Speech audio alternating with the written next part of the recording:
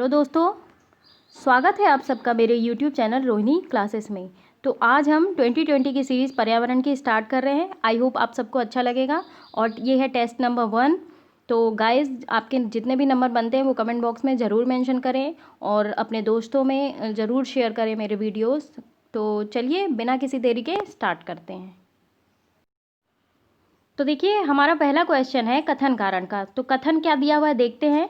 भूमध्य रेखीय जीवों में अधिकतम जैविक विविधता मिलती है। इसका कारण ये बता रहा है कि भूमध्य रेखीय प्रदेश में बहुत उपजाऊ कटिबंध जो है वो कटिबंधीय मिट्टी मिलती है।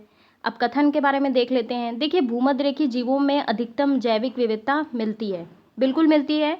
देखिए, आप सभी जान जाइए कि ये भूमध्य सागरीय रेखा है। यहाँ पे सूरज की किरणें साल भर लंबवत पड़ती हैं। तो लंबवत पड़ेंगी तो यहाँ का तापमान भी सबसे उच्च होगा, और जब तापमान उच्च होगा तो बादल बनेंगे सबसे ज़्यादा। वेपोराइजेशन की प्रोसेस होगी, और वेपोराइजेशन की प्रोसेस होगी तो वहाँ पे वर्षा भी सबसे ज़्यादा होगी। तो इसलिए जो है वहाँ पे जैविक विविधता जो है बहुत मात्रा में पाई जाती है। तो क्या हुआ कि कथन तो हमारा सही हो गया। अब देखते हैं कारण सही है कि नहीं। भूमध्य रेखीय प्रदेश में बहुत उपजाऊ कटिबंधीय मिट्टी मिलती है। तो देखिए, भूमध्य रेखीय प्रदेश में सबसे पहले मैं आपको ये बता दूं कि यहाँ जो है वो लाल मिट्टी और लैटेराइट मिट्टी पाई जाती है, जो मिट्टी की उर्वरा शक्ति जिसकी जो है वो कम होती है। तो कारण तो हमारा गलत हो गया भाई। तो कौन सा आंसर सही होगा? इसका आंसर सही होगा ऑप्शन ए। अगला क्वेश्चन है सुमेलित कीजिए। तो जो है सूची 1 को सूची 2 से मिलाना है। कोणधारी वन। तो कोणधारी वन सखालिन द्वीप में पाए जाते हैं। कहाँ? सखालिन द्वीप। सवाना ये होती है ब्राज़ील की उच्च भूमि। उष्णकटिबंधीय मानसून ये मालागासी। और पश्चिमी यूरोप तस्मानिया। ध्यान रखेंगे। तो कौन सा ऑप्शन सही होगा इसका? Option B. अगला क्वेश्चन है निम्नलिखित में से किसमें एजेंडा 21 प्रस्तुत किया गया? तो ऑप्शन देखते हैं। स्टॉकहोम सम्मेलन, वियना सम्मेलन, पृथ्वी सम्मेलन या फिर कानकुन सम्मेलन। तो कौन सा ऑप्शन सही होगा? इसमें ऑप्शन सही होगा पृथ्वी सम्मेलन। देखिए, एजेंडा 21 जो है वो पृथ्वी सम्मेलन में प्रस्तुत किया गया। तो 21वीं सदी और उससे आगे जो है पर्यावरण संरक्षण और विकास के लिए राष्ट्रों के अधिकार और कर्तव्यों का इसमें उल्लेख है। आगे बात करते हैं चौथा नंबर का क्वेश्चन।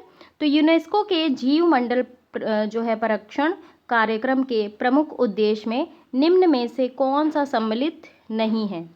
ऑप्शन है संरक्षण भूमिका, विकास भूमिका, वृद्धिघाती भूमिका या फिर पुनर्जनन भूमिका। तो इसका ऑप्शन होगा ऑप्शन डी। देखिए, यूनेस्को के जो है जीव मंडल परक्षण कार्यक्रम के मुख्य उद्देश्य संरक्षण भूमिका, विकास भूमि और वृद्धिघाती भूमिका जो है इसमें सम्मिलित है। और इसमें पूछा गया है नहीं कौन सी है, तो ये पुनर्जनन नहीं है। ठीक है, ध्यान रखेंगे। तो ये हुआ था 1972 में। संयुक्त राज्य पर जो है पर्यावरण कार्यक्रम की स्थापना की गई थी, और इसके प्रमुख कार्य हैं पर्यावरण की मॉनिटरिंग करना, आकलन करना, पूर्व चेतावनी जारी करना, है ना। ये सारे इसके कार्य हैं। क्वेश्चन नंबर 5, ये भी कथन कारण का क्वेश्चन है। तो देख लेते हैं इसे भी।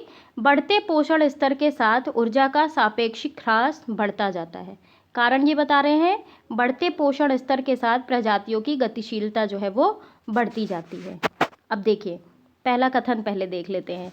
देखिए, पोषण स्तर जो है वो पौधों में होते हैं और अपनी जगह पर स्थिर होते हैं, जबकि अन्य पोषण स्तरों के जीव जो है वो गतिशील होते हैं। तो बढ़ते पोषण स्तर के साथ प्रजातियों की गतिशीलता भी बढ़ती जाती है ना।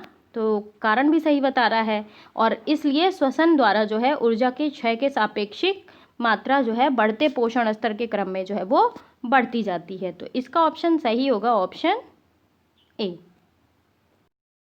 अब है क्वेश्चन नंबर 6। देखिए, गंगा एक्शन प्लान फेज़ 2 कब प्रारंभ किया गया? 1989 में, 1993 में, 1992 में या फिर इनमें से कोई नहीं। अब बात आई फेज़ 2 की। तो सबसे पहले तो हमें ये देखना पड़ेगा ना कि फेज़ 1 कब हुआ था। तो गंगा एक्शन प्लान जो है फेज़ 1 हुआ था 1986 में। कब हुआ था? 1986, 14 जून 1986। और गंगा एक्शन प्लान फेज 2 हुआ था 5 जून 1993। तो कौन सा ऑप्शन सही होगा? Option B.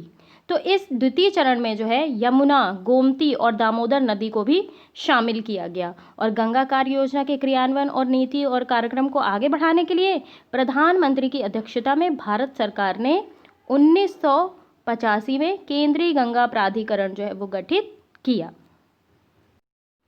7वां क्वेश्चन है, सागरीय भाग में कितने किलोमीटर की गहराई तक जीवों का पता लगाया है? तो 15 किलोमीटर, 25 किलोमीटर, 9 किलोमीटर या फिर इनमें से कोई नहीं। कौन सा ऑप्शन सही होगा इसका?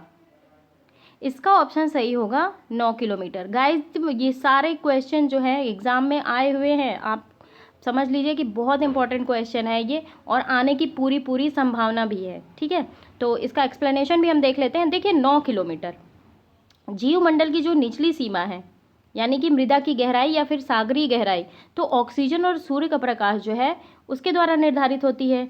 तो सागरीय भाग में 9 किलोमीटर की गहराई तक जीवों का पता लगाया गया है। और सागरीय भाग में 9 किलोमीटर तक अनेक पौधे और जीव का वास है, और यहाँ जो है पारिस्थितिक संतुलन की महत्वपूर्ण भूमिका भी निभाई जाती है इनके द्वारा।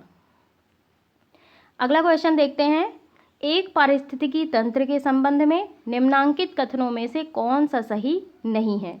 ऑप्शन है, उसका एक स्थानिक घटक है, संपूर्ण जैवमंडल एक पारिस्थितिकी तंत्र है, वह एक कार्यात्मक इकाई है, या फिर वह एक संतृप्त तंत्र है। तो देखिए कौन सा सही नहीं है बताना है इसमें। तो कौन सा ऑप्शन होगा? इसका ऑप्शन होगा ऑप्शन डी। देखिए, पारिस्थितिक तंत्र आप सभी को पता होगा कि ये एक खुला तंत्र है, ना कि जो है बंद। तो इस तंत्र में जो है ऊर्जा का निवेश और निकास, यानी कि निकलना होता रहता है ना। और जिस स्थल पर ऊर्जा प्रवाह सर्वाधिक होता है वहीं पे जैव विविधता भी जो है सर्वाधिक पाई जाएगी। क्यों? क्योंकि यहाँ पर सघन वन होंगे, भारी वर्षा होगी और उच्च तापमान भी होगा। अगला क्वेश्चन है, निम्नांकित में से किस जलवायु प्रकार में तापमान वर्ष पर्यंत 10 डिग्री सेंटीग्रेड से अधिक नहीं बढ़ता? टुंड्रा जलवायु, महाद्वीपीय जलवायु, भूमध्य सागरीय जलवायु, या फिर इनमें से कोई नहीं।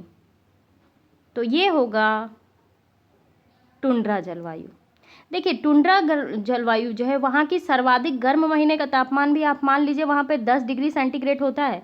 तो सोचिए कि वहाँ जो है बहुत अधिक जो है ठंडी होती है ना। वर्ष में लगभग 9 से 10 महीने जो है पूरी भूमि हिम से ढकी होती है, पूरी बर्फ़ से ढकी होती है, और 10 महीने भूमि जो है वो बर्फ़ से ढकी रहती है, और वनस्पति का यहाँ पर बहुत कम विकास होता है, और जैव विविधता भी यहाँ पर कम पाई जाती है। तो यहाँ पर सूर्यातप का जो है वो अभाव रहता है। जाहिर सी बात है, जब सूर्य की किरणें वहाँ नहीं जाएंगी तभी बर्फीली होंगे, है ना। आगे देखते हैं। अगला क्वेश्चन है 10वां क्वेश्चन, निम्न में से कौन सी प्रक्रिया वायुमंडल में प्रसुप्त ऊष्मा के मोचन हेतु उत्तरदायी है? ऑप्शन है संवहन, संघनन, अभिवहन, या फिर इनमें से कोई नहीं। थोड़ा सा टफ लग रहा होगा ना।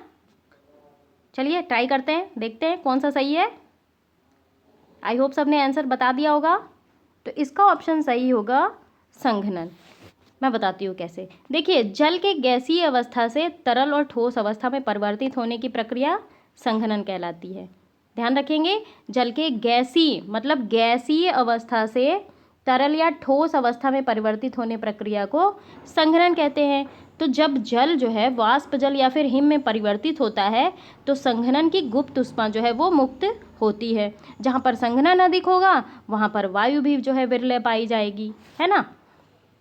आगे 11वां क्वेश्चन, सुंदर वन पाए जाते हैं। बहुत इंपॉर्टेंट क्वेश्चन, कई बार एग्जाम में पूछा जा चुका है।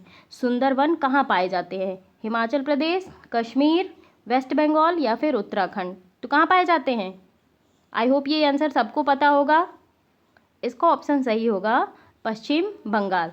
देखिए कहाँ पाए जाते हैं सुंदरवन, ये भी देख लीजिए कि पश्चिम बंगाल में गंगा ब्रह्मपुत्र डेल्टा में भारत में जो है मैंग्रोव वनस्पतियों का सबसे बड़ा क्षेत्र है। और सुंदरवन इसका नाम पड़ा है किसके नाम से? सुंदरी नामक वृक्ष की अधिकता के कारण इसका नाम सुंदरवन पड़ा है। और इस वन के वृक्षों की जड़ें जो है वो जटा के समान होती हैं। तो गुजरात का कक्ष स्थल भी मैंग्रोव पाए जाते हैं वहाँ पे। और इन दोनों स्थानों पे सर्वाधिक जैव विविधता पाई जाती है और सुंदरवन में अनेक जीव जंतु और पौधे भी पाए जाते हैं। 12वें क्वेश्चन की तरफ बढ़ते हैं। तो क्या है क्वेश्चन, देखते हैं। निम्न राज्यों में से समुद्री जैविक उत्पादन हेतु अधिकतम संभावित क्षेत्र कहाँ उपलब्ध है? ऑप्शन है गुजरात, तमिलनाडु, केरल या फिर आंध्र प्रदेश। तो कौन सा ऑप्शन सही होगा? इसका ऑप्शन सही होगा आंध्र प्रदेश।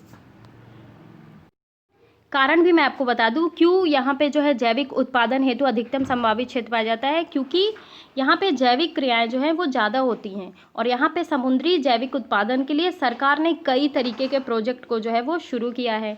और यहाँ पर जैसे समुद्री जैविक उत्पादन हो रहा है, वहाँ अन्य क्रियाओं पर प्रतिबंध जो है वो लगा हुआ है। 13वां क्वेश्चन है, वायुमंडल में कौन सी गैस पराबैंगनी किरणों को अवशोषित करती है? ओजोन, हीलियम, आर्गन या फिर नाइट्रस ऑक्साइड। तो इसका आंसर सही होगा ओजोन। देखिए जो है समताप मंडल में ओजोन गैस की परत पाई जाती है लगभग 50 किलोमीटर के आसपास। तो ये गैस जो है सूर्य से आने वाली जो है पराबैंगनी विकिरणों को अवशोषित करती है और इन हानिकारक किरणों से जीवों की रक्षा हो जाती है। और अगर ये विकिरण हमारे त्वचा में पड़ जाती है तो हमें त्वचा कैंसर भी हो सकता है। तो क्लोरोफ्लोरोकार्बन और हैलोजन गैस जो है इसके कारण इस परत को काफ़ी नुकसान हो रहा है। 14वें नंबर पे आते हैं। तो वातावरण में अधिकांश मौसम की घटनाएं जो है वो संबंध होती हैं आयन मंडल से, क्षोभ मंडल से, समताप मंडल से या फिर इनमें से कोई नहीं। तो जाहिर सी बात है क्षोभ मंडल से होगी। तो जलवाष्प हो गया, धूल कणों के जो है क्षोभ मंडल में ही संकेंद्रित होते हैं, बादल का निर्माण भी यही होता है, तूफान भी इसी मंडल में होते हैं, चक्रवात भी इसी मंडल में आते हैं, है ना। तो सारी मौसमी गतिविधियां जो होती हैं वो क्षोभ मंडल में होती है। तो क्षोभ मंडल को जो है परिवर्तन मंडल भी कहा जाता है। और धरती के जो है सबसे पास वाली परत जो है वो क्षोभ मंडल भी है और यहीं पर जो है सर्वाधिक मौसमी घटनाएं होती हैं। जैसे देखिए बादल हो गया, ओला, पाला, तूफान, वर्षा, मेघ गर्जन, सारी चीज़ें जो है वो क्षोभ मंडल में ही होती हैं। 15वां क्वेश्चन देखते हैं। विश्व में न्यूनतम तापमान अंकित किया जाता है। ऑप्शन है ग्रीनलैंड में, कनाडा में, दक्षिणी ध्रुव में या फिर इनमें से कोई नहीं। तो इसका आंसर सही होगा दक्षिणी ध्रुव में। देखिए रूस के वर्खोन्यास में न्यूनतम तापमान -70 डिग्री सेंटीग्रेड यानी कि 94 डिग्री फ़ारेनहाइट अंकित किया गया है।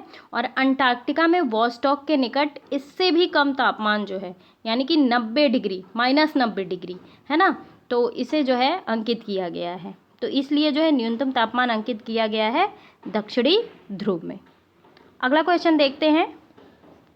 भूतल द्वारा पृष्ठ प्रतिबिंबित विकिरण ऊर्जा का प्रतिशत कहलाता है सूर्यातप, अपवर्तन, हरित प्रभाव या फिर एल्बिडो। तो क्या कहलाता है? ये कहलाता है एल्बिडो। देखिए किसी भी पदार्थ द्वारा प्रतिबिंबित विकिरण ऊर्जा का प्रतिशत जो है वो एल्बिडो कहलाता है। तो पृथ्वी का औसत एल्बिडो जो है वो 34% है। ध्यान रखेंगे, कभी कभी ये भी पूछ लिया जाता है कि पृथ्वी का औसत एल्बिडो क्या है, तो ये है 34%। ध्यान रखेंगे। आगे बढ़ते हैं 17वें क्वेश्चन की तरफ। सघन कोहरे का प्रमुख कारण है। ऑप्शन है धरातलीय सतह वाले तापमान की विलोमता, अगला है ऊर्ध्वगामी तापमान की विशेषता, तीसरा ऑप्शन है चक्रवातीय तापमान की विलोमता, चौथा ऑप्शन है इनमें से कोई नहीं। तो इसका क्या होगा सही आंसर? थोड़े से टफ क्वेश्चन लग रहे होंगे आज के, है ना, बट आते हैं एग्जाम में, लगाना तो पड़ेगा ही, है ना। तो इसका ऑप्शन सही होगा ऑप्शन ए। देखिए क्या होता है कि जब ठंडे धरातल के ऊपर जो है वो गर्म और आर्द्र वायु होती है तो सघन कोहरे का निर्माण होता है।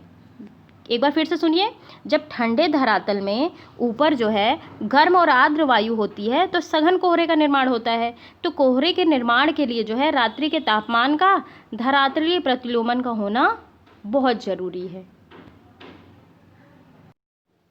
अगला क्वेश्चन देखते हैं, विश्व में सबसे चौड़ा महाद्वीपीय छज्जा पाया जाता है। ऑप्शन है कोरिया के दक्षिण पीत सागर में, दूसरा ऑप्शन है उत्तरी सागर में, तीसरा ऑप्शन है नॉर्वे के आर्कटिक सागरीय तट के समीप, या फिर चौथा है इनमें से कोई नहीं।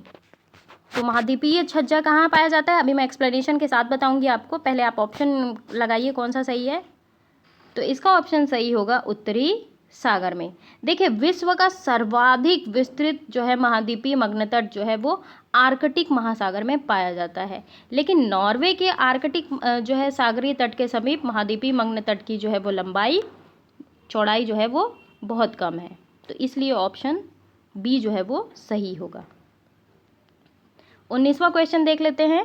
तो है 1900 किलोमीटर लंबा ग्रेट बैरियर रीफ जो विश्व में प्रवाल का सबसे बड़ा आवास है, कहाँ अवस्थित है। ऑप्शन है क्वींसलैंड के उत्तर में, न्यूजीलैंड के पश्चिम तट पर, क्वींसलैंड तट के पूर्व में, या फिर इनमें से कोई नहीं।